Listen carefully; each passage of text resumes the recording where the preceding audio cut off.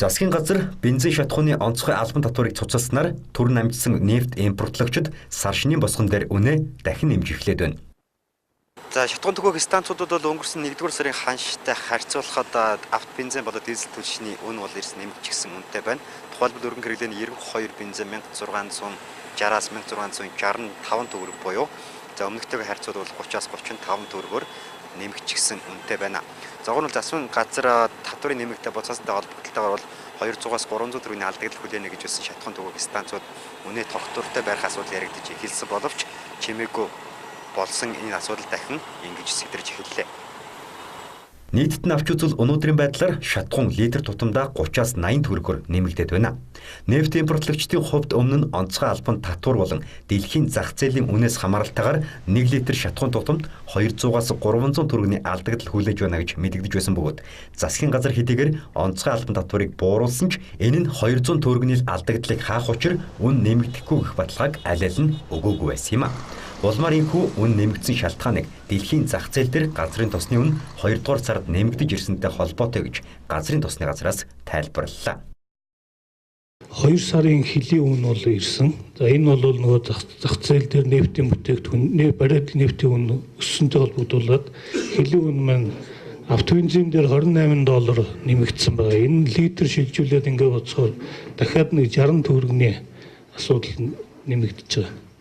Ингээд энэ байдлаар өмнөх одоо 140 төгрөг алдагдaltaй байгаа дээр нь 60 төгрөг нэмээд ингээд 200 болоод ингээд цаашдаа 27 үүсээд одоо огцом одоо үнийн савлгаа үүсгэхээс сэргийлж ер нь бол 20-30 төгрөгөөр бол компаниуд бол нэмсэн байна.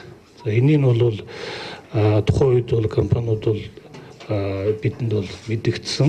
Зах зээлийн нийгэмд байгаагийн одоо зарчмаараа компаниуд бол хэлийн үн өссөн үед нь бол үнэ тодорхой хэмжээгээр нэмдэг, огцом нэмэх шүү дээ.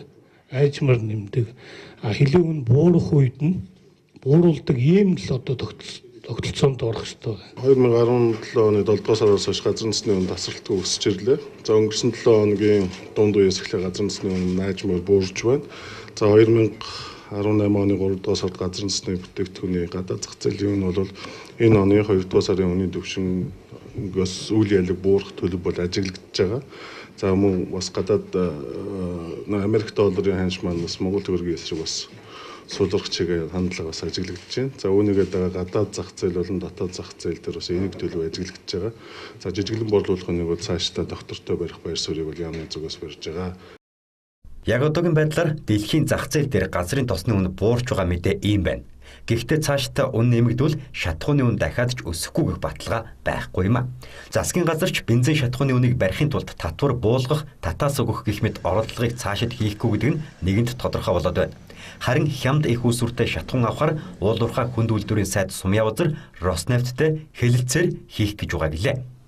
Монгол улс, Оросын улбаны улсын засгийн газрын хоорондын комиссийн хурал 2 сарын 26-наас 27 оны 28-ны хооронд бас Москва хотод болно. За энэ засгийн газрын хоорондын комиссийн хуралдаанд бид бас энэ шатхууны үнэтэй холбоотой асуудлаар Роснефть компанитайгаа яг өдрөлгүүтээ уулзаад эргээд одоо яг хичнээн төгрөгөөр хэдэн хувиар одоо бас бид бүхэнд одоо тийм нааштай одоо тийм таатай одоо нөхцөл тавих нь гэдгийг бас эргээд ард олондоо хэвлэл мэдээллийнхэнтэй бас мэдээлэх болно. За гэхдээ уулуурхай хүнд үйлдвэрийн яамны Роснефттэй хийж байгаа хилцээрийн үр дүн хэрхэн гарах нь тодорхойгүй. Бас энэ хилцээрт дэлхийн зах зээлийн үнж шууд хамаатай гэдэг нь тодорхой тул найдвар тавихад эрт байна. Тод мэдээнд цогт баяр баясгалан сурвалжлаа.